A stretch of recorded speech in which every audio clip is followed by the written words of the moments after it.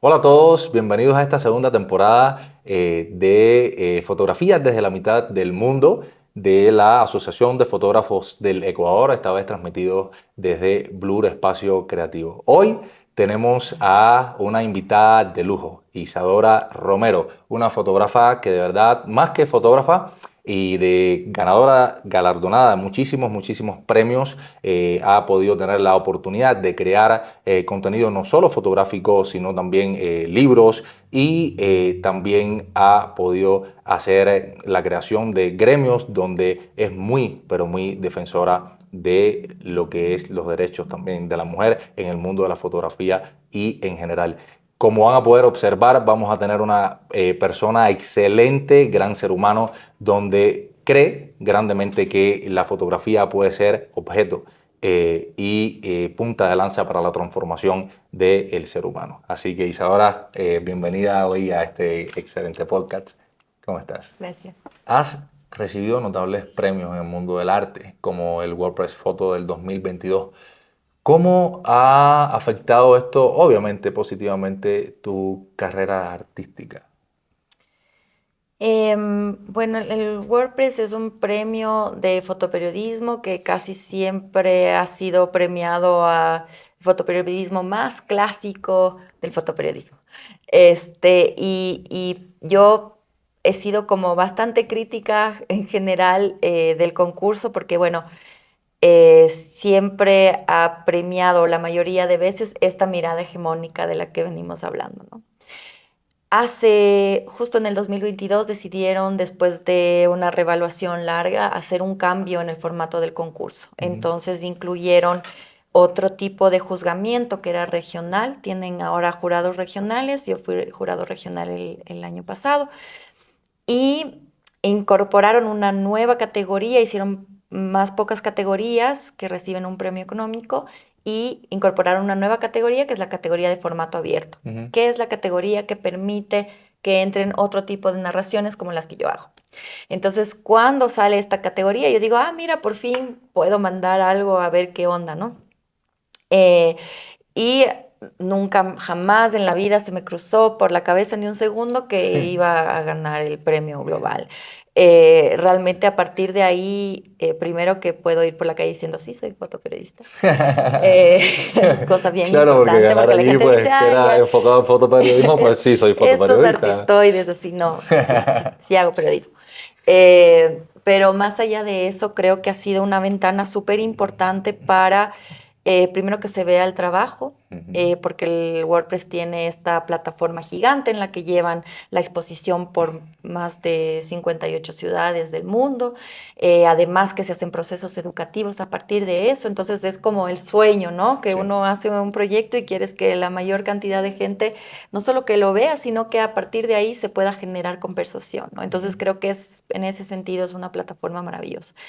Pero después me ha permitido poder conversar no solo con la gente del premio mismo, sino con colegas dentro de la industria que significan este tipo de premios, ¿no? El WordPress Photo es un espacio que está determinando las buenas prácticas fotoperiodísticas también, y que también ha sido algo que ha sido visitado por un montón de personas. O sea, todos tenemos en nuestra mente algún momento que hemos podido ver las fotografías ganadoras del concurso porque realmente son muy impactantes y determinan un poco lo que ha pasado en el mundo en ese año. Entonces, esa fue una plataforma que me permitió también como poder hacer esta conversación de que hacia dónde estamos yendo con nuestras imágenes, con nuestras formas narrativas. Recientemente hubo una conversación interesante porque habían incluido la inteligencia artificial dentro Ujú. Estamos ahorita en de, la era de la inteligencia artificial, ajá, tremenda las cosas que se están haciendo. exacto, del formato abierto y hubo muchos fotoperiodistas que estuvieron en contra. Entonces finalmente se quitó esta categoría, pero me parece que es importante porque el WordPress Photo genera esta cosa que hay que cuidar, ¿no? De los espacios que son veraces, donde uno puede ir a referirse a qué es lo importante del fotoperiodismo, ¿no? Y a propósito, un poquito, ¿crees que en particular la inteligencia artificial ¿Lo ves como una amenaza o lo ves como algo que es tendencia y que podemos utilizar y que incluso los jóvenes de hoy en día pueden utilizar para o bien aumentar la creatividad o ver puntos de vista diferentes y de todas maneras obviamente lleva un trabajo de edición, de postproducción, de toda la cosa para un producto terminado que comunique de forma diferente? ¿O cuál es tu punto de vista al respecto con este tema? Es un temazo y todavía estoy formando mi criterio al respecto, Sí, ¿eh? pero Es que es complejo, ¿ah? es Uno muy se queda así complejo. como que déjame dejar que avance porque todavía ni ha llegado bien Sí, y sí. no, y como que no la digiero, espérate, o sea, literal, o sea, a mí Yo, me pasa igual en otros aspectos, de verdad. yo creo que el problema de que el WordPress haya quitado esta categoría, o sea, la inteligencia artificial, más allá de que estoy de acuerdo que es problemática en el fotoperiodismo,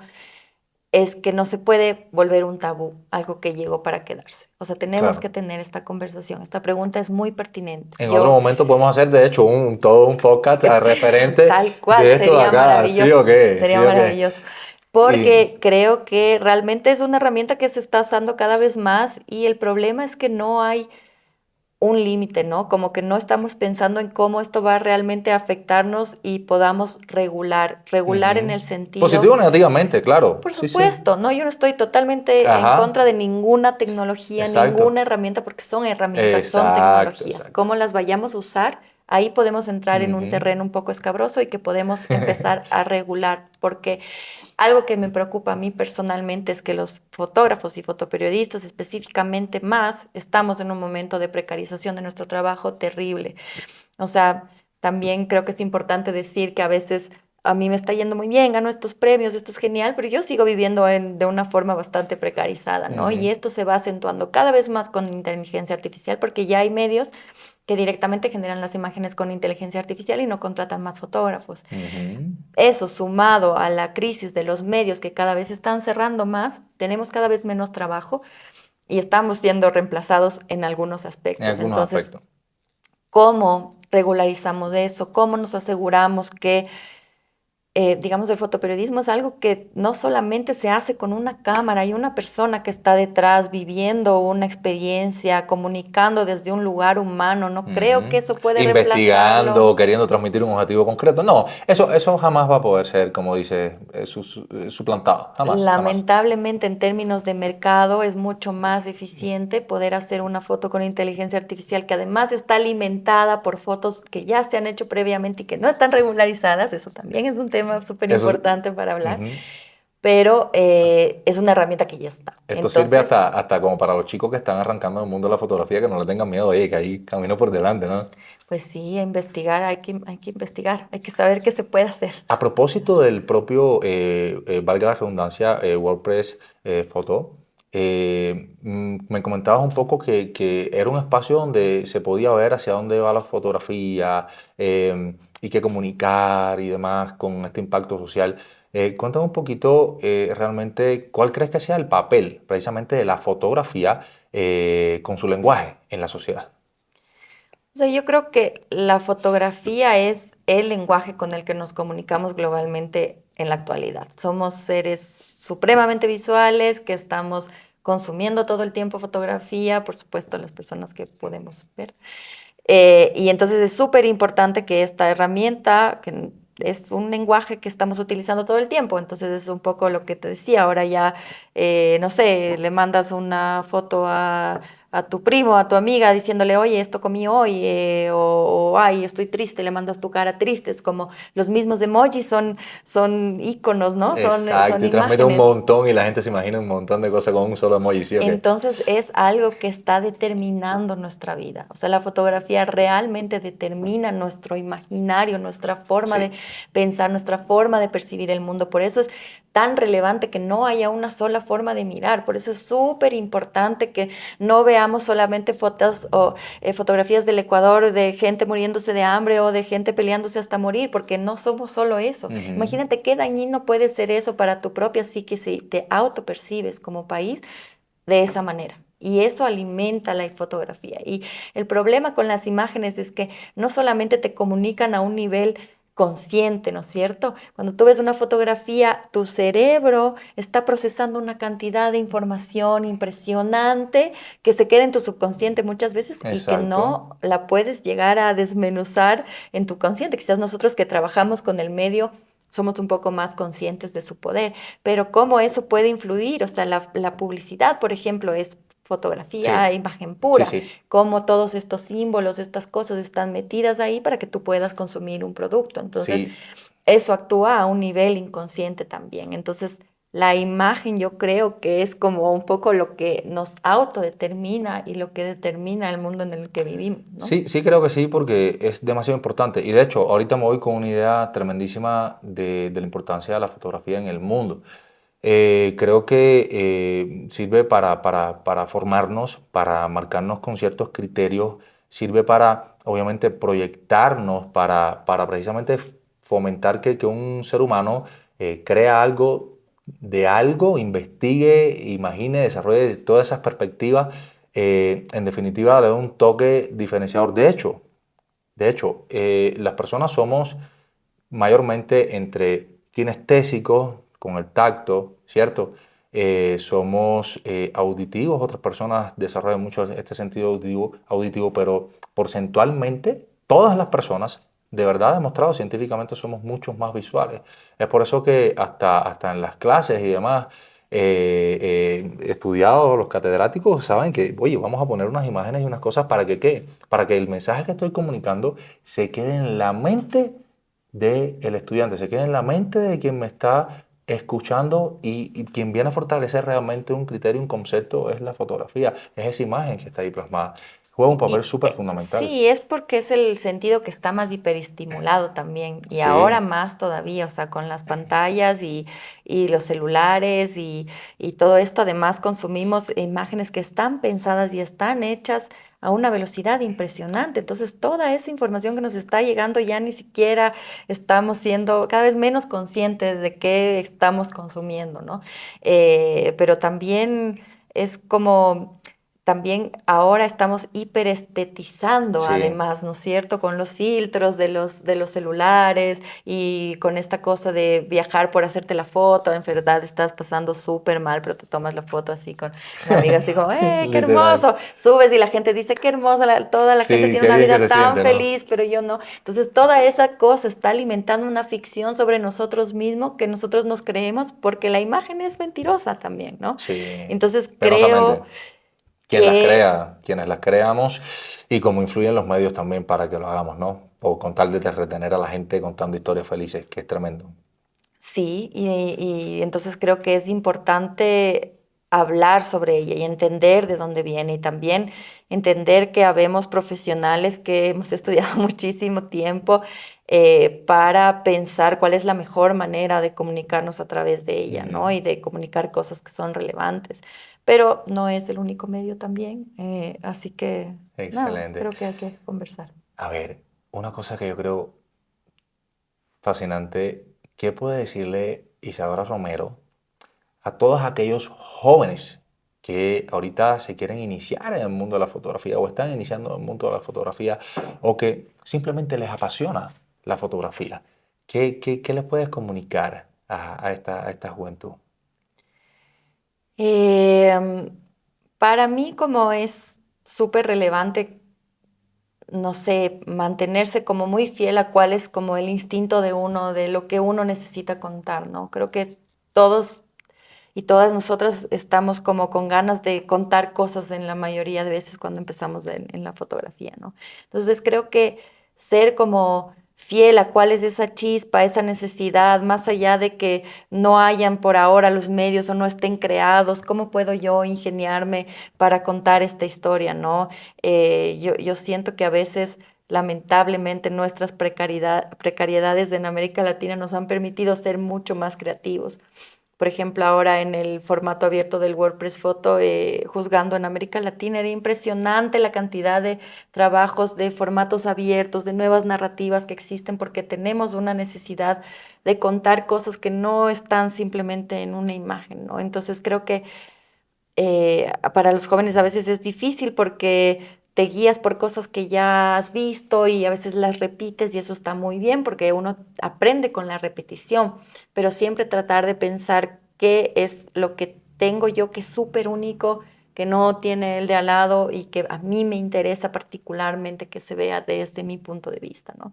Y ser también muy claros al respecto de que es solamente un punto de vista Y más. hablando un poco de la trayectoria para llegar a grandes resultados, para llegar a convertirse en un gran fotógrafo, voy a decir algo chistoso. ¿Es la cámara o apelamos más a fotógrafo lo que hay detrás? Jamás es la cámara, jamás es la cámara. O sea, hay fotógrafos grandiosos que hacen fotografías con el celular, vayan, busquen Luis Ador y vean las fotografías increíbles que hace ella con un iPhone, que son caros los iPhones igual, pero digo, puede ser cualquier Con celular. cualquier celular que tenga una cámara Eh, decente, ajá. y es chistoso porque lo primero que te dicen cuando vas a un lugar y haces una foto es tu cámara debe ser lo máximo, ¿no? Y todos los fotógrafos estamos así como, de, por favor, basta, ya no me digan esto nunca más.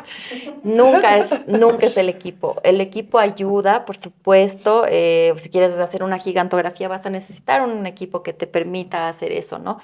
O si quieres hacer fotografía debajo del agua, obviamente necesitarás un equipo que medianamente lo haga decente ahí debajo del Ujú. agua.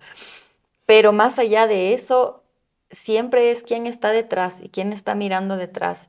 Y creo que algo también importante que está bueno que se busquen los jóvenes, que se pregunten es cuando hagan un proyecto o una foto, primero vean muchas referencias, porque hay veces que yo cometí ese error de joven mucho de decir, ay, estoy inventando esta cosa fabulosa, el agua tibia. Nunca, a nadie jamás se le ocurrió poner agua en un bote y hervir el agua, jamás.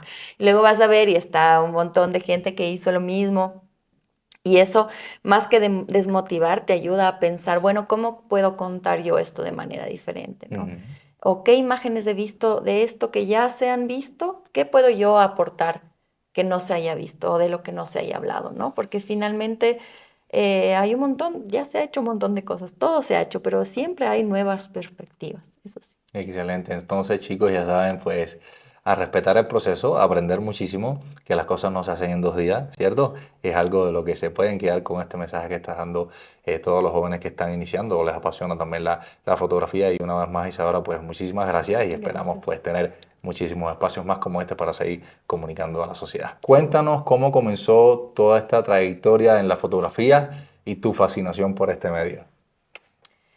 Bueno, yo comencé estudiando cine, me interesaba mucho como hablar de historias, principalmente enfocándome en la ficción. Ujú.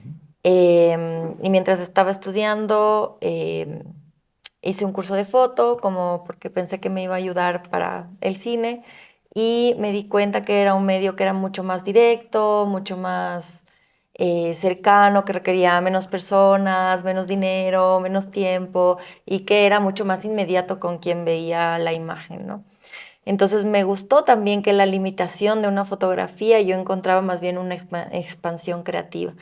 Y ahí decidí, después de estudiar cine, estudiar foto. La mayoría de gente hace al revés, primero hace foto fija y Ajá, luego se va al cine. correcto. Yo hice lo contrario, pero obviamente igual sigo haciendo muchas cosas multimedia, utilizo igual otras cosas del cine, pero me fui hacia la fotografía documental. Claro, y por eso incluso parte de la gran calidad que maneja la fotografía, porque venir de tanta información y tanta técnica y tanta pasión por este tema de la creación y la parte cinematográfica y luego aterrizarla en lo que es el mundo fotográfico, pues súper espectacular.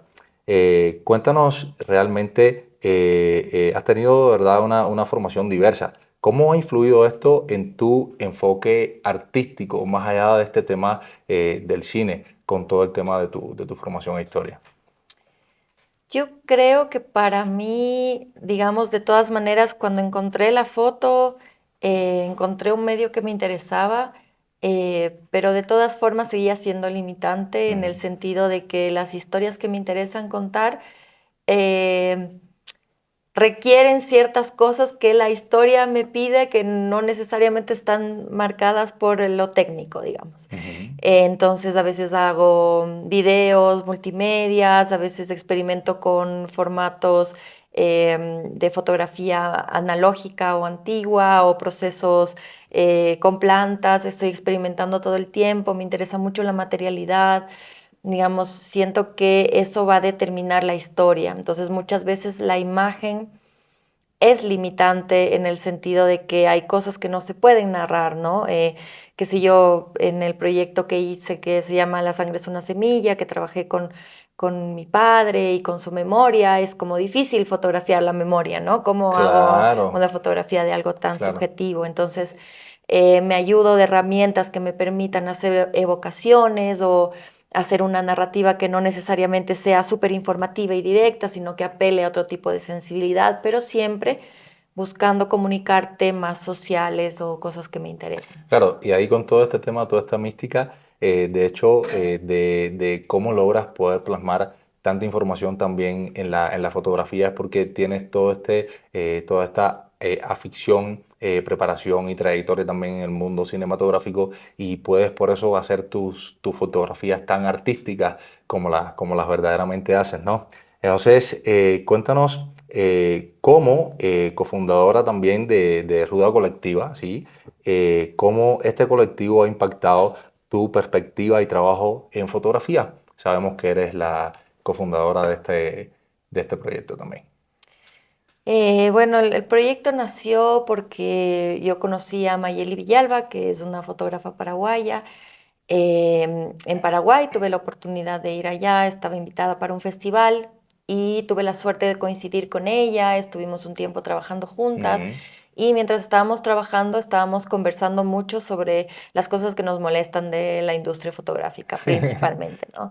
Y entre ellas tiene mucho que ver con, digamos, la no diversidad que existe en cuanto a la narrativa, cuán pocas mujeres habían narrando, cuán pocas mujeres estaban en los medios, en lugares de tomas de Comprendo. decisiones, en lugares de exhibición, y no era que no habían, ¿no? Yo contaba que, por ejemplo, cuando yo estudié, solo había un chico en mi clase, el resto Wow. éramos mujeres, pero ejerciendo ahora hay muy pocas. Realmente la mayoría se dedicaron a otras cosas o tuvieron como que otras cosas en su vida. Entonces, como había cada vez, no cada vez, pero había muy pocos espacios y también no era como un lugar muy diverso. Y también otra cosa que nos pasó fue que estábamos comentando de problemas que pasaban en Paraguay y que yo veía que pasaban en Ecuador y que nunca habíamos conversado de eso y decíamos, wow, si tenemos estas cosas en común que no nos enterábamos y que los medios no están contando, ¿cuántas cosas habrá en América Latina que podríamos hacer un link entre ellas y que no están sucediendo, ¿no? Entonces llevábamos varios días quejándonos y muriéndonos de iras y riéndonos y burlándonos y dijimos, bueno, ¿qué tal si en vez de paramos un poco de quejarnos y hacemos algo al respecto? Qué loco. Entonces decidimos formar esta colectiva, llamamos a 11 fotógrafas, bueno, Wow, menos nosotras espectacular. dos, 11, te imagino.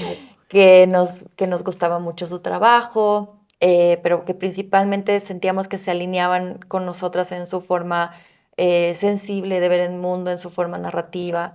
Y creo que eso es algo que nos caracteriza también como colectiva y es que somos personas antes de ser fotógrafas, tenemos sensibilidades con las que somos muy claras y abiertas, nuestras posturas políticas también son como claras y eso nos interesaba. Entonces, por suerte, a la mayoría de chicas que convocamos se unieron con mucha emoción y así nació la colectiva y creo que nos ha permitido primero navegar un poco, entender en qué terreno Ujú. estamos y después a partir de ahí empezar a construir también narrativas y dinámicas que queremos que cambien en nuestro medio, ¿no? Que es el medio en el que trabajamos, pero también es el medio por el cual nos expresamos y también nos unimos. Excelente. Y yo creo que precisamente te marcó mucho este tema con el estudio, ver que habían, después de graduada, pocas fotógrafas. Y es por eso que eres tan defensora del tema de la mujer. Y qué chévere que hayas hecho este proyecto donde participan, imagínate, 11 mujeres en toda Latinoamérica y comunicando los problemas sociales y demás. Pero ¿qué más te impulsó a poder comunicar estos temas sociales, esta narrativa? Y que además fueras tan, tan, tan defensora de todo este tema de género de la mujer. Bueno, primero esto que te comentaba de la disparidad, ¿no? Pero también creo que sí hay un tema desde el enfoque en cómo estamos contando las historias. Nos dimos cuenta que las mujeres por lo general éramos más fotodocumentalistas de largo aliento, es decir, nos adentrábamos más a las Ujú. historias, muchas veces hablando de procesos largos que tenían que ver con espacios íntimos, por ejemplo. No digo que esto sea exclusivo de las mujeres, jamás voy a Claro, decir eso, pero sí había claro. una clara intencionalidad hacia ese tipo de historias que no estaban viéndose en casi ningún espacio, ¿no? Ni en los concursos, ni en los relatos periodísticos, y en el arte tampoco, o al menos un poco más en el arte quizá. Pero fue algo que nos empezó a interesar discutir, ¿no? Como también había como una mirada, una sola mirada y una sola postura desde la historia de la fotografía, ¿no? Y principalmente en América Latina, o sea, como la fotografía que se ha visto de Ecuador, por ejemplo, la mayoría de tiempo en el fotoperiodismo estaba visto desde esta mirada o folclorizante o victimizante Sí, o resaltando solo por una los cuestión social problemas mismo, ajá. de violencia, ¿no? Y que obviamente es una parte nuestra, pero cuando tú te defines así hacia afuera, tienes un montón de prejuicios hacia ti mismo, ¿no? Entonces, como estas historias que hablan más de otros procesos de resistencia o de resiliencia, no estaban llegando a estos espacios, pese a que había un montón de narradores y narradoras contándolos. Entonces, creo que esto también tiene que ver con una postura feminista de ver el Sí, mundo, sí. porque digamos que los problemas sociales atraviesan otros espacios, ¿no? Se entienden no solo desde la problemática bélica, si quieres, del Ujú. enfrentamiento social, que eso ya solamente es el síntoma, sino vuelven la mirada a ver cuáles son el tejido social, cómo se está construyendo para que se puedan dar estas problemáticas, Claro, ¿no? claro, y qué lindo, porque además todo esto dice muchísimo de tu calidad y calidez humana, de cómo contar incluso las situaciones sociales de otra perspectiva, de una perspectiva mucho más enfocada al mejoramiento de una sociedad, literalmente, ¿no? Mm. Y con toda esa creatividad que de verdad, científicamente demostrado, tiene una mujer y más en un grupo tan espectacular como este. Entonces, cuéntanos un poquito, al ser invitada a la residencia artística en la Antártida, ¿ok? Que me imagino es súper fascinante. ¿Cómo influyó esta experiencia en tu percepción del cambio climático, por ejemplo, también, entre otras cuestiones, por supuesto? Ujú. Bueno, para mí yo creo que hay un antes y un después de mi vida de ese viaje. A veces me molestan mis amigas y mis amigos porque es como, ya, ¿cuándo vas a dejar de hablar de la Antártida? Porque... Sí, no, porque me imagino, oye, qué loco, me gustaría, porque no me llevaron ahí. Sí, pero es que realmente es una experiencia que, claro, es muy única, digamos, muy pocas personas tienen ese Ajá, acceso y ha sido de, para mí maravilloso. Y principalmente en temas del cambio climático es el lugar en donde se estudia este problema, ¿no? Entonces, tú puedes ver, por ejemplo, allá las afectaciones es donde primero se notan las afectaciones climáticas de cómo es el cambio en el hielo, en la temperatura. sí, Hace 2 años hubo 20 grados centígrados en la Antártida, ¿no? Que imagínate. supuestamente es como uno de los lugares más fríos del mundo. Y por eso mismo hay un montón de científicos y científicas estudiando allá. A mí me interesaba hablar el tema porque es un tema que me interesa mucho, pero siempre me interesa hablar del tema ligado a lo social, Claro, porque creo que uno de los problemas de cómo hemos hablado del cambio climático a lo largo de estos años es sí, enfocarnos únicamente en la naturaleza como si fuese un ente prístino, la culpable, ajá. alejado de nosotros, ¿no? Y cómo nosotros no formamos parte de ese paisaje. Entonces, cuando me invitaron, yo pensaba a ver, fotos de la Antártida, siempre lo primero que se me viene a ti, por ejemplo, ¿qué es lo primero que se te viene? Full hielo. Full Hielo, ¿no es hielo. cierto? Así Todo como blanco, un así, todo paisaje, osito. montañas, Sí. pingüinos, ¿no Ajá, es sí, cierto? sí. Y entonces decía, qué loco, porque nunca aparece ahí el ser humano dentro de este imaginario, ¿no? Cierto. Entonces mi pregunta era, ¿qué hacemos nosotros ahí? Porque además es un lugar tan fabuloso y mágico que tiene un tratado antártico en el que mágicamente nos pusimos de acuerdo todos los estados y los seres humanos en que sea un lugar destinado solamente para la investigación científica, que no se pueda hacer ningún acto bélico, que la presencia militar solo sea para ayuda y que tenga que existir sí o sí colaboración entre países para poder hacer investigación. Entonces es la utopía máxima del mundo, ¿no? ¿Cómo logramos ponernos de acuerdo para Ajá, el bien? Y además que es un espacio que está muy controlado y muy restringido para que no sea el acceso, justamente sí, el impacto humano, ¿no? Sin embargo, ya sabemos que de la utopía a la realidad hay un largo trecho sí, muchas veces y me interesaba como justamente estas contradicciones, ¿no? Ponerme a pensar también qué hace el Ecuador en la Antártida, o sea, qué tenemos nosotros que ver con esos pingüinos, Dios mío, súper loco. con ese frío, o sea, yo sentía que me iba a morir un punto con ese frío. ¿Y qué hacemos nosotros allá? En un momento estábamos en un partido de fútbol, Ecuador versus Chile, y sonaba así un deshielo gigante a un Guau, lado, y mientras cantábamos el himno del Ecuador, y yo decía, ¿qué es esto? O sea, ¿dónde imagínate. estoy? Eh, pero me ayudó a entender también cómo Ah, está construida un poco la sociedad, ¿no? Porque cómo también los seres humanos nos apoyamos en estos actos políticos, simbólicos, para hacer extractivismo de la naturaleza, ¿no? Como esta concepción del ser humano como el ente superior del planeta Tierra nos ujú. ha hecho vivir de la forma que vivimos y relacionarnos de la forma que nos relacionamos con las otras especies y con el planeta. Entonces, mi sentido eh, del ambiente, del medio ambiente, del cambio climático, creo que eh, Creció muchísimo, ¿verdad? creció mucho y me ayudó mucho a ver realmente cómo se construye socialmente todo este imaginario simbólico, ¿no? Creo que eso fue para mí lo más importante, porque uno va con unas ideas, o sea, yo tenía unas ideas que decía, bueno, ¿por qué hacemos un poco las cosas que hacemos? Pero allá es como que todo el mundo funciona en miniatura. Entonces tú ves los conflictos políticos, las necesidades extractivas, todo en un nivel así como chiquito, y ves los Claro. problemas así en chiquito y me ayudaron como a entender el macro problema en el O mundo. sea, incluso es como un cambio de mentalidad, Mm.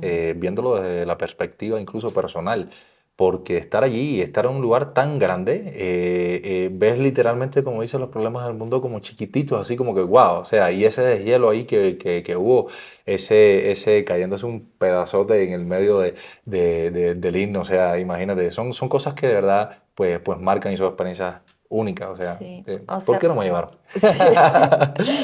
Por eso te digo como que es un espacio también que a mí me hizo cuestionar cómo tantos recursos son destinados para que las personas puedan ir ahí, ¿no? Entonces, Ujú. cómo hay tantos recursos destinados a cosas que los seres humanos tenemos esta necesidad de ir a lugares, colonizar, reclamar, es mío, poner una estatua, decir, esto me pertenece y me voy a robar de aquí los recursos. Eso, o sea, cómo, ¿de dónde viene esa necesidad humana, ¿no? Defendida desde qué espacio, cómo se construye, como que Sí, todas esas cosas que, bueno, no puedo resolverlas con la no, foto, está pero bien. me las sigo planteando, creo, todavía. Cuéntanos un poco al respecto de, has sido incluso coautora de libros, o sea, te gusta escribir también, no solamente a través del video te gusta comunicar, de la fotografía, sino que también has tenido la posibilidad de participar en la creación de libros también. Cuéntanos un poco tu experiencia como coautora de 7.8. ¿Cómo aborda el libro los temas que te apasionan realmente? Bueno, el libro es una coautoría con el fotógrafo Misha Vallejo. Este libro lo hicimos durante, bueno, una semana después del terremoto de 2016 en la costa ecuatoriana. Ujú. Es un libro que recoge los testimonios en primera persona de las personas afectadas que sobrevivieron a esta tragedia. Y un poco nuestra idea era que después de un evento tan catastrófico en el que se estaba hablando de cifras humanas, como se habla ahora, por ejemplo, en Gaza, ¿no? Son números, cada vez sigue aumentando un número que es ridículamente Sí, grande y tú a veces te cuesta imaginarte que un solo número es una persona y es toda una vida detrás y hay un montón de historias y familia que está detrás de toda esa información, ¿no? Entonces, para nosotros era súper importante hablar de este episodio que si bien es un problema climático, bueno, no sé si climático, pero no sé la palabra ahorita, pero es un terremoto Ajá. y no es algo que podamos Sí. controlar, pero de Fenómeno de todas la naturaleza, maneras, ajá. un fenómeno eso. De todas maneras, sí hubo mucha negligencia humana en las construcciones, ¿no es cierto? Nos Ujú. demostraba que es un territorio que ha sido constantemente olvidado por el Estado. em, entonces hay muchísimo analfabetismo, por ejemplo, también, hay muy poco acceso a la educación, a la salud, y todo eso fue como que el terremoto lo removió y lo sacó a Lo la sacó a luz. flote. Entonces, el libro son Polaroids, que hicimos fotografías instantáneas, donde las personas elegían dónde querían ser retratadas y luego dejaban un testimonio escrito de lo que estaban pensando, sintiendo en ese momento. Y nosotros no sabíamos qué íbamos a recibir de respuesta, eran momentos muy duros y la gente realmente hacía como un proceso catártico de la necesidad de un poco contar cuál había sido su Su tragedia personal experiencia. y su experiencia personal. Y lo que nos sorprendía y nos conmovía mucho es que siempre eran, la mayoría de veces, como mensajes muy alentadores de resiliencia, de resistencia, ¿no? Y a partir del libro, eh, digamos que yo creo que la herramienta fotográfica fue Ujú. muy poderosa porque era un registro físico en un lugar donde todo se había destruido, ¿no? Tremendo. Y también con ellos quedaron algunas de las fotografías que luego ellos podían tenerlas también. Entonces tenemos como un archivo enorme de fotografías que son memoria histórica y que también es una memoria contada desde los propios afectados, ¿no? Claro. Y yo creo que a partir de ahí también, digamos, mi fotografía está siempre ligada a esta cosa que te comento del medio, ¿no? De cómo en este caso la fotografía Polaroid fue la estrategia que tuvimos para que ellos puedan escribir sobre la imagen y que sea tangible y que la puedan ver inmediatamente y que no sea una cosa digital, efímera, en un momento que todo era efímero, sino era algo tangible. Está Y claro. por eso la hicimos libro también, porque queríamos que después cada uno de ellos pueda tener su propia foto y las de las demás personas y puedan contar su propia historia a partir de ahí.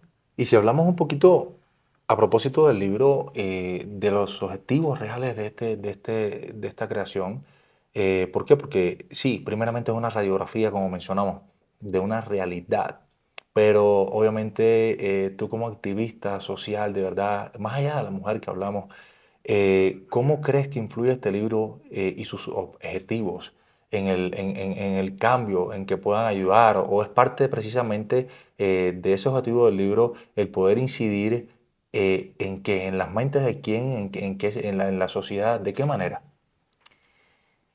Es una gran pregunta que creo que me hago todos los días. No tengo respuesta todavía.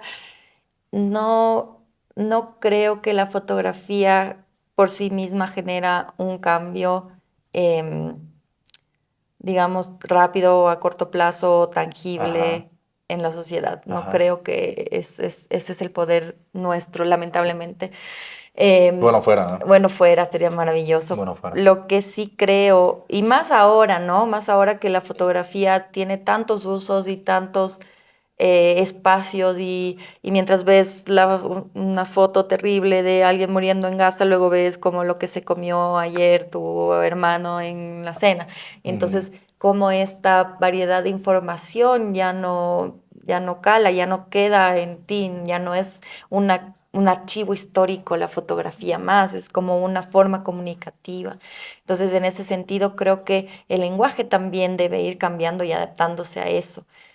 Yo creo que nuestro poder reside en poder ser informativos, por supuesto, eso es Sí, súper importante, pero también apelar a diferentes tipos de sensibilidades. O eso sea, sí creo creo. que Eso sí creo por las perspectivas mismas y los contrastes, ¿no? Entonces enseña como que un poco al ser humano a valorar muchísimo y a tomarse las cosas con estos mensajes, partiendo de la fotografía y el texto, llevado texto, esta fotografía documental, el hecho de poder considerar de mejor manera las actitudes, las acciones que tienen una repercusión en la sociedad. Así de simple. Sí, o sea, nosotros necesitamos estar informados, ¿no? Pero ahora se sabe que la información por la información, los datos duros por datos duros, no sirven, no aprendes de ellos, te olvidas, es muy difícil retenerlos, ¿no?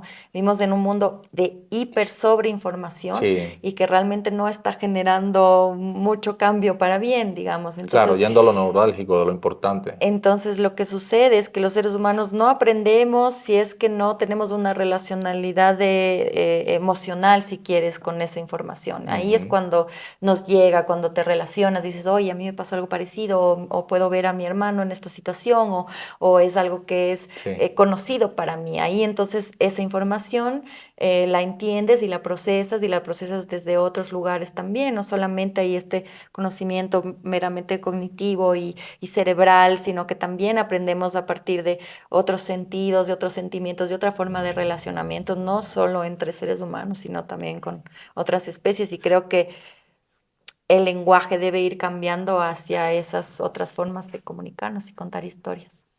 excelente. Además de activista, fotógrafa y todo esto, eres también educadora, ¿sí? Cuéntanos un poquito cómo equilibras estas facetas y cuál crees que sea el papel del arte en el activismo. Yo en realidad no me considero activista, pero sí creo que tengo como unas posturas claras ante el mundo, no sé si políticas, pero que sí hacen que lo que haga tenga cierto contenido y cierta Ujú. información y cierta forma de narración.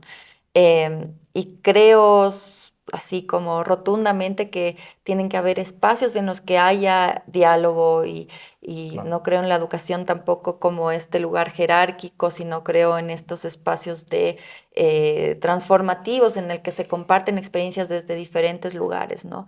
Entonces, en ese sentido, creo que puede haber mucha transformación si nos permitimos sentarnos a hablar y a conversar y además juntar personas que no piensan lo Ajá. mismo, porque creo que uno de los problemas que está sucediendo ahora es que nos estamos polarizando cada vez más, la burbuja informativa me dice que todas las personas piensan como yo y de repente, no sé, gana Milei en Argentina. Y no Sí. sé cómo pasó, ¿no? Porque digo, no pensé que iba a pasar porque todas las personas que yo conozco y veo en las redes Ajá. piensan como yo. Entonces, si no me siento a hablar con las personas que no están de acuerdo conmigo o que tenemos perspectivas diferentes y hablamos como, no sé, se Ok. hablaba antes desde un lugar como más abierto y tranquilo y podemos compartir una comida y reírnos, Ajá.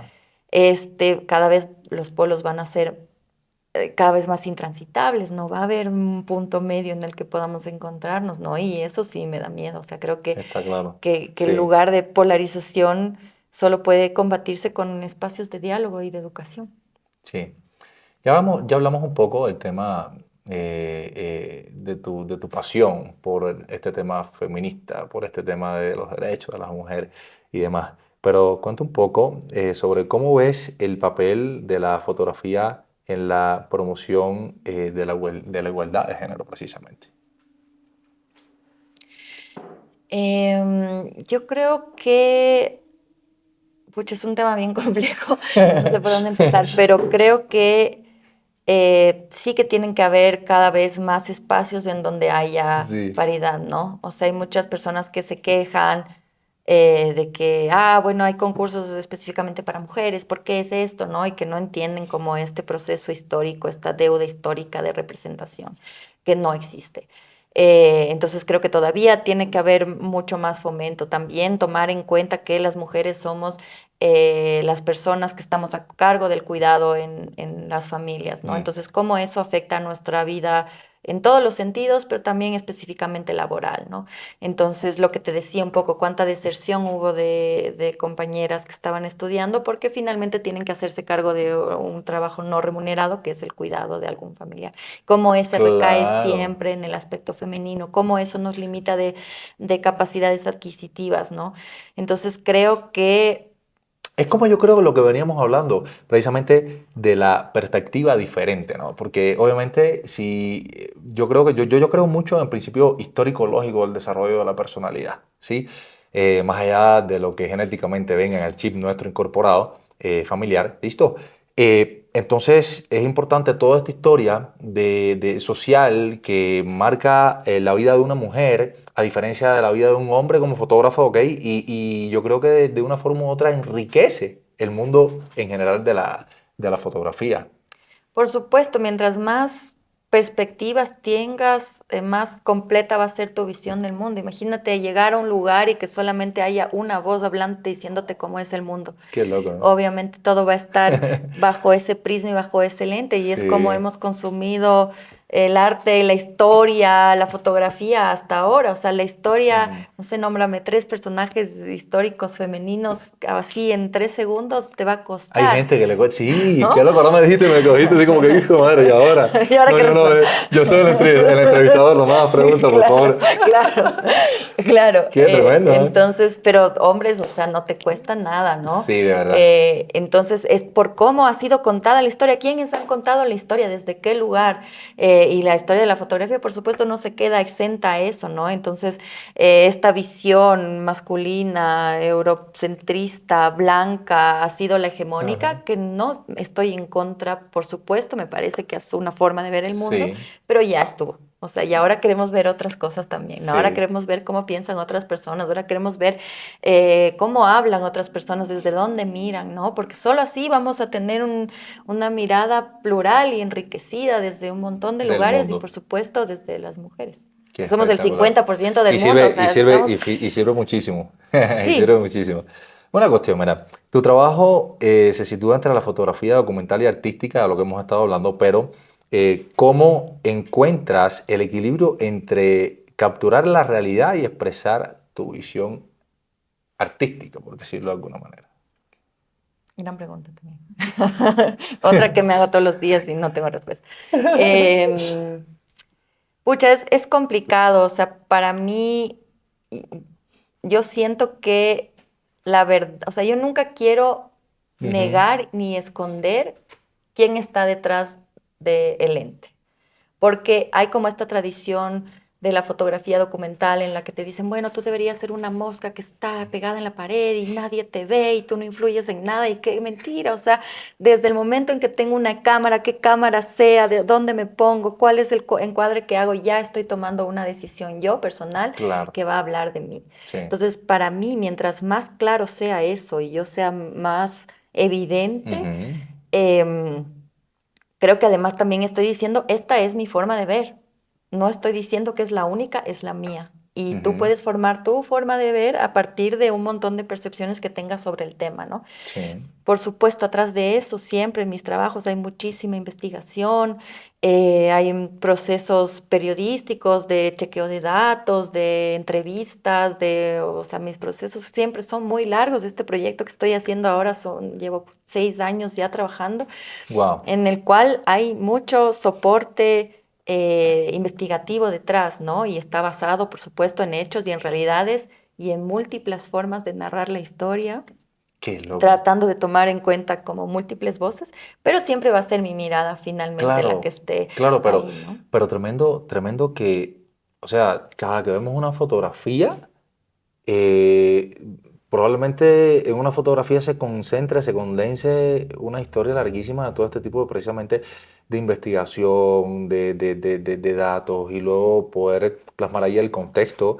y el impacto que se quiera generar con esa comunicación dentro de un cuadrito de una fotografía. Qué loco, o sea, es tremendo, de verdad. Y Isadora Romero, así, para cerrar, a ver, cuéntanos.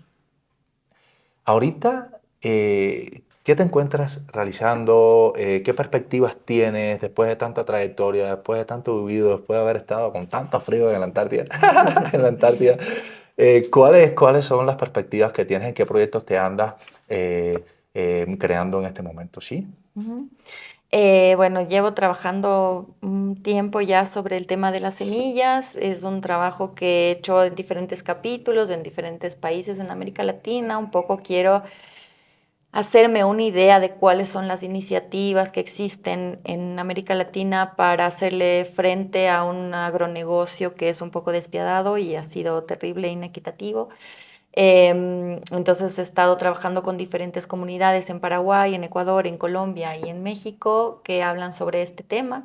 Es un proyecto que todavía no está cerrado, ese es otro tema, nunca sé cuándo cerrar los proyectos, pero quiero finalizar el capítulo en México este próximo año que viene y después ver cómo puedo mover el proyecto. Probablemente sea un libro, todavía estoy viendo en eso. Y ahora voy a iniciar un proyecto junto a otra fotógrafa bióloga que se llama Aileen Blasco, que vamos a hacer un proyecto en una reserva que se llama Machichindul con una beca de National Geographic, entonces eso también me va a tener ocupado un par de añitos más. Y también con Ruda, con la colectiva, queremos hacer un espacio educativo, por lo pronto virtual, Ujú. pero vamos a ver qué sorpresas nos trae a futuro y seguir trabajando con ellas en cerrar proyectos que tenemos abiertos. Así que mucho trabajo, Increíble. poco tiempo, pero mucha emoción De también. verdad, no, sí, ella es emocionante, de verdad, esa adrenalina de tener tanta cosa y, ojo, y tanta capacidad